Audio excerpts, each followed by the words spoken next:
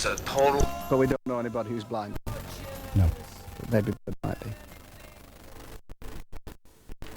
This evening on BBC Two, the moving story of one woman's decision to deny herself the best chance of survival against cancer by continuing with her pregnancy. The day that changed my life in 25 minutes.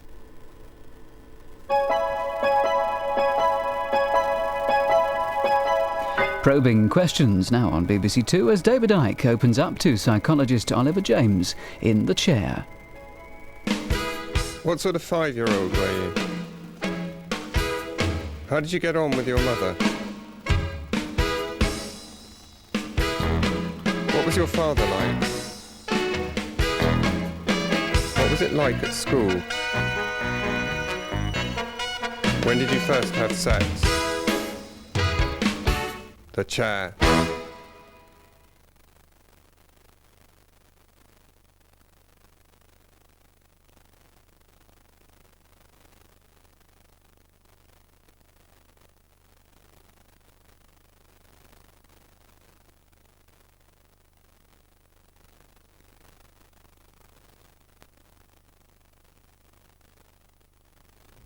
If people have a problem with me, then that's exactly what the situation is. They have a problem. I thought about having some T-shirts done. God save us from religion. I think psychiatrists would probably be too long to get on the front, but it deserves to be there as well.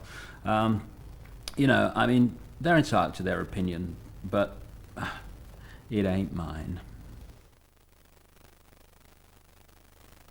I was a frightened, insular toddler kid. I mean, my mother still talks and laughs about the fact that I used to cross the road to avoid meeting people, you know. And You're scared of strangers? I was Scared of everyone? I was scared of life. What were you scared of, do you think? I don't know, everything. I mean, I was scared of dying, I was scared of living, I was scared of everything. I was desperately frightened of water at the time, you know, so I'd hide me swimming trunks when we went to school swimming lessons, so that I'd say I've left me trunks at home and I can't go in, you know. I was terrified of dogs. I lived on this massive council estate in Leicester. When I went to the shops across the council estate, there was always dogs running up to me, around me, yapping, all this stuff, frightening the life out of me. When my mates went across, who weren't frightened of dogs, they didn't have any of it. And we are attracted to us in that same way, what we most fear, so we can evolve. So when I look back at my life, Is that a good metaphor for what's happened later in your life, in a way, that you've attracted, you know, that you become the centre of attention and that you attract quite a lot of frightening experiences? well, they're only frightening where you hold on to fear.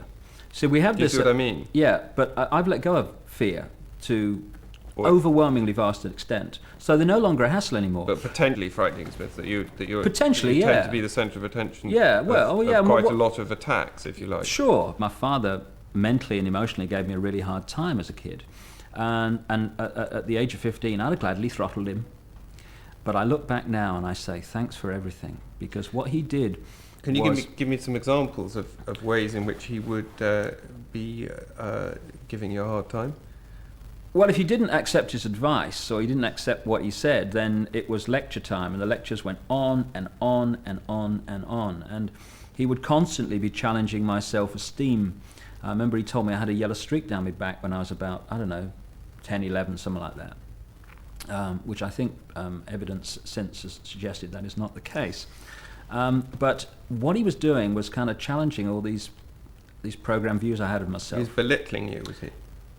Yeah, once football came along, it was my saviour really, because I started, I remember it was a classic me.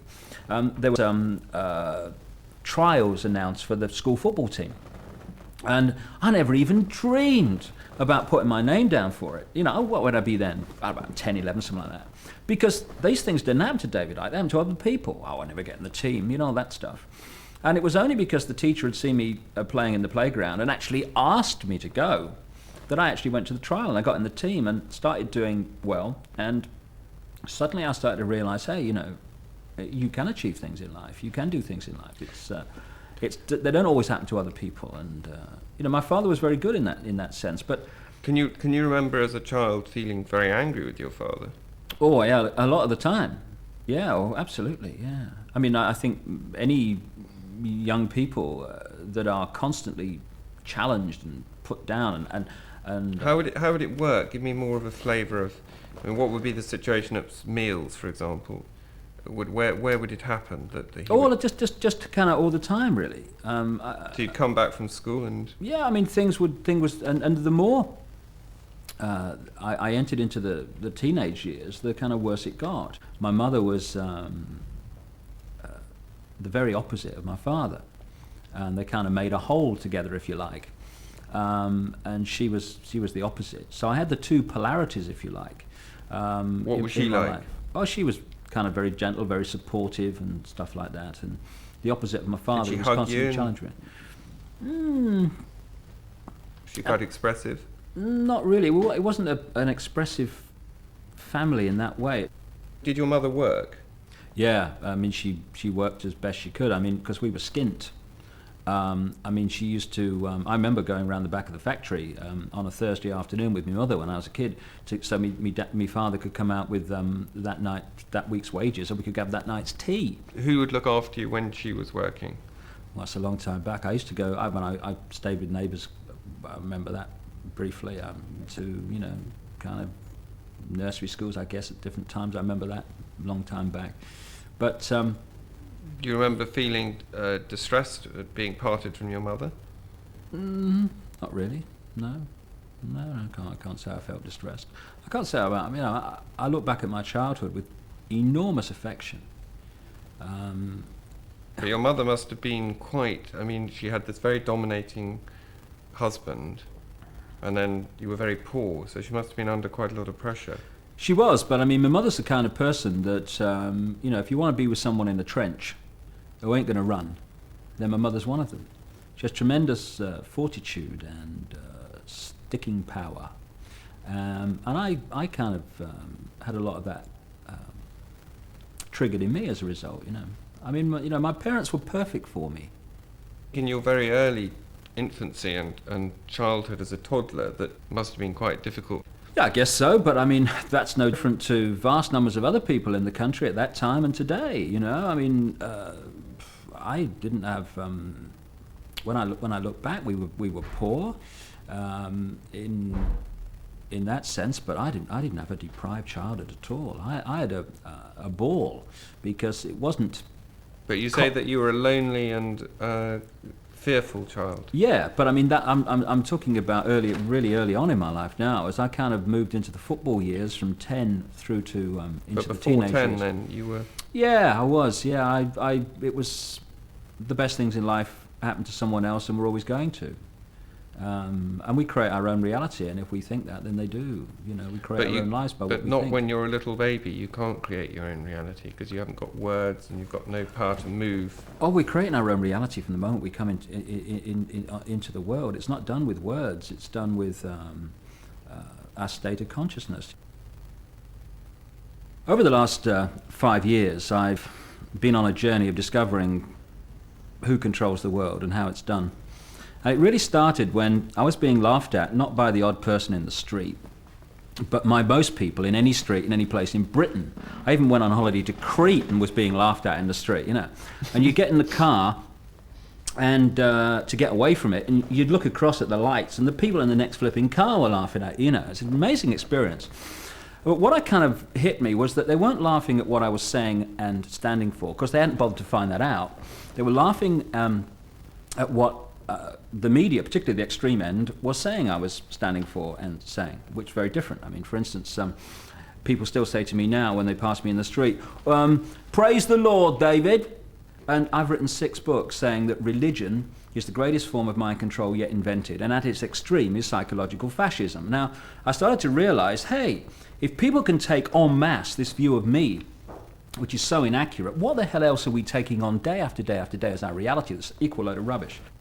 That we've been massively duped. The robot radicals on the far left have got to accept that some of their heroes, like Karl Marx, were actually frontmen for playing one side off against another. The far right have to accept that some of their heroes, like Hitler, were frontmen for this same force that was playing apparent opposites off against each other. Because you think that Hitler was being paid for by. But you don't have to. You see, if you take a mindset and you make sure through manipulation and funding that that mindset comes to power, just go on and do it. If you want someone in power through the 1980s that will create the yuppie system that will get people up to their eyes in debt equals control, then you get Margaret Thatcher and you make sure she gets to power. On the other side of the Atlantic, you make sure someone like Ronald Reagan gets to power, so you have the same economic mindset going at the same time on both sides of the Atlantic. And you think that Reagan and Thatcher were the product of a conspiracy? They were the front people for it. They are what I call in the book some of the super gophers. The people at the peak of the pyramid who are really pulling the strings, I wouldn't even dream of trying to name because they're not in the public arena. And if anyone can help me, I'd be very delighted to hear from them. The further you come down from the peak of the pyramid in any organisation, you're meeting more and more and more people who know less and less and less about what the organisation's about. They only know their part in it. So the vast majority, 90.9% of people in the world who are daily making a contribution to power becoming more and more centralised don't know they're doing it and don't know what they're part of.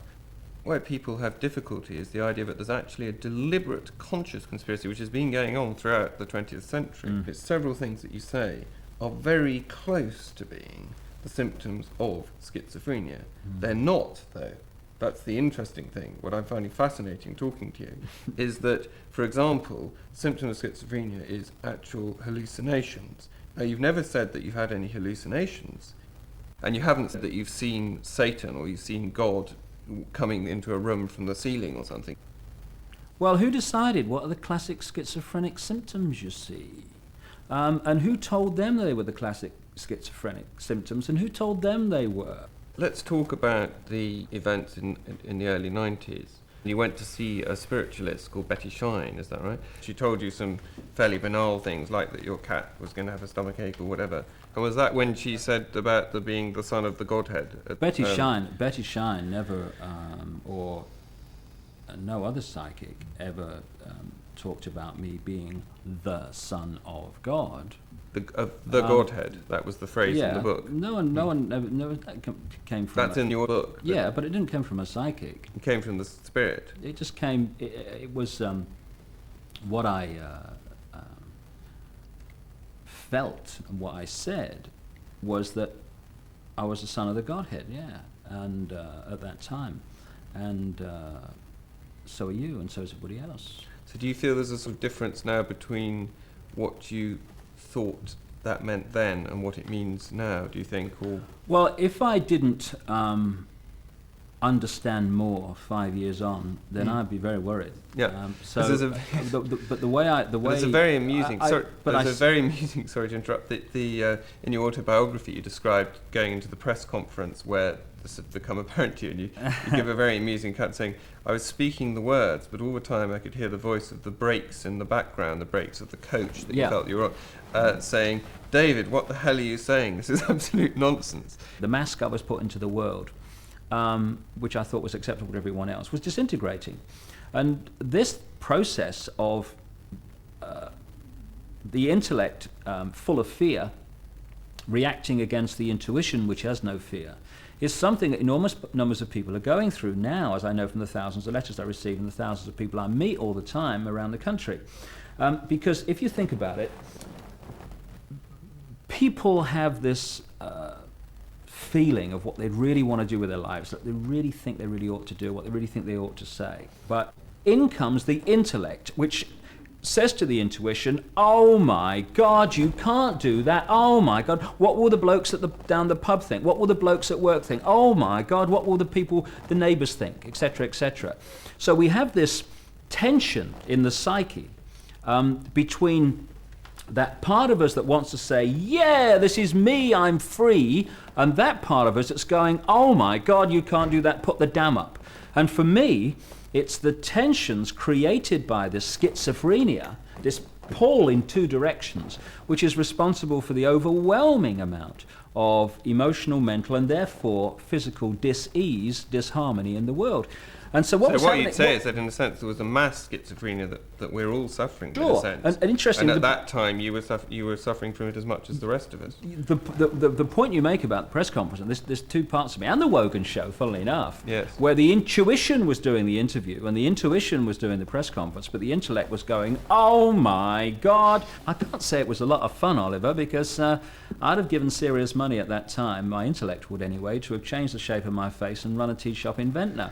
But I think, but now I wouldn't change a thing. but I think it was so memorable and it was so wonderful in terms of it was such a sort of British, because people did, on the one hand, people sort of said he's gone mad, but to a certain extent, people just said he's eccentric. It's the great British eccentric. I think if you'd been in a different country, you'd probably have been locked up. But basically, it was, and everyone enjoyed all the details, and like the psychic was called Betty Shine, and all this very British thing about it. You know what I mean? Yeah. You had this experience in your childhood of being humiliated a lot and of being belittled by your father, and that you then had a need to recreate that situation so that you could then, however, this time resolve it satisfactorily and move forwards from it. Do you see what I mean? Well, I think what we're going through all the time in our lives are experiences that we attract to us subconsciously so that we can face what we need to face to evolve. So that what you were doing... There may well be something in that. The experience of having this tyrannical father led to what you called, I think, a lifelong battle with authority. Was that at school? Has that continued throughout? Your current point of view is that the ultimate authority is a small group of people who are trying to control the world. Yeah, who are controlling the world. Not everything that happens to it, but the direction of it towards more and more centralisation of power, which is patently happening. I mean, you've got to look at the world in the last 200 years, and particularly this century. So you've had this experience of tyrannical authority throughout your life, in a way. Yeah, but I mean, yes, I have. I've never reacted well, right back into childhood, when people have said, you will do this. And I've thought, sod you, mate. No, I won't. I'll decide what I do. And is there a sense in which you've turned yourself into the authority, although a very different sort of authority, in that you don't see yourself as a tyrannical person or anything like that, but that you are trying to teach us, in a sense? There is a kind of pedagogic quality. Now, what I don't want to do is convert and convince. If that's a byproduct of what I'm saying, hallelujah, brother, and all that stuff. But what I want to do is put information into the public arena that people aren't being told, and then respect everyone's right to believe or accept it or not. In the way that your father didn't. So yes. This time. Yeah. I mean, that's a fair point. We all know an enormous amount that we don't manifest consciously. But there's something that you know that we don't, which is... No, I think we all know so much that we don't think we know. But that's what you know that we don't know. Is that point, isn't it? I would put it like this. When I see a human being, I see them symbolically surrounded by an eggshell. Inside the egg is the real them, the unique them, desperate to get out. This is me. The eggshell is that veneer of programmed self that is keeping the real self in there, the self that has enormous love, wisdom, understanding, knowledge. And it's when the egg cracks, like it did for me in the early 90s, and falls to the ground, that the real self starts to manifest itself. You're not a herd. You're not you're not something that someone else says you must be. So is that is that not exactly what you're trying to do then, is to try and tell us that it doesn't have to be the way your father said it had to be? In other words, you're trying to tell us you can be whatever you want, and that's exactly what your father didn't say to you, if you like. That may have some relevance in this life, yes, but what I'm actually saying... How do you mean in this life? Well, in the fact that, what I experienced earlier on in my life, that kind of maybe helped me come to that conclusion. On the one hand, there's the psychiatric pathologizing way of looking at your conspiracy theory, which people want to impose on it and want to say, the mask do what they like. The mask disintegrates, and they say, i.e., you had a nervous breakdown. That's what would be what a psychiatrist would say, I think. Well, and that's exactly the phrase that a lot of people use, when they have them. And yet here you are sitting here perfectly rational. You know what your name is. You've come here. Yes, Ethel. Ethel. Was my name Ethel?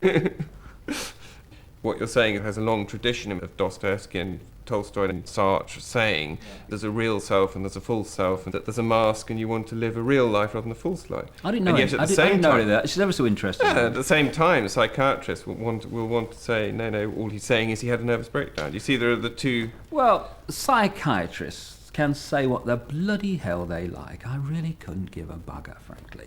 I thought about having some T-shirts done. God save us from religion. I think psychiatrists would probably be too long to get on the front, but it deserves to be there as well. They're entitled to their opinion, but it ain't mine.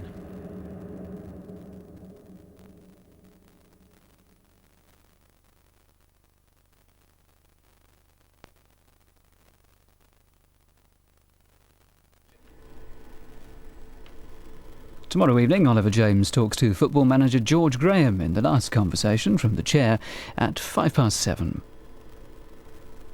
He was the embodiment of the civil rights movement, but Martin Luther King was a reluctant hero who felt unworthy of the role in which history had cast him. He did not seek it. The cross was laid on him. I'm tired of living every day under the threat of death. I have no lot of complex. But his gift as an orator inspired millions. He could capture an audience, no matter what the level. I have a dream today. Free at last. Free at last. But he would never be free of his adulterous impulses. I always lived with that fear that it was going to come out. The public image and private life of a martyr, Reputations, tonight at the earlier time of 8:30 on BBC Two.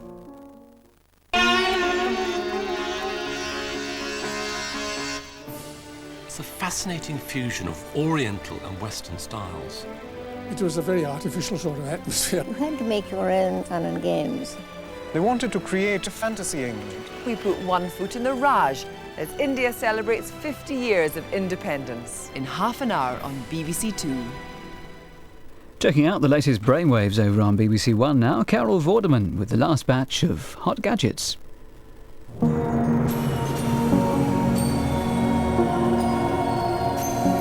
A moving story of great courage and determination now on BBC Two. The Day That Changed My Life tells of one woman's decision to sacrifice her own life in order to save that of her child.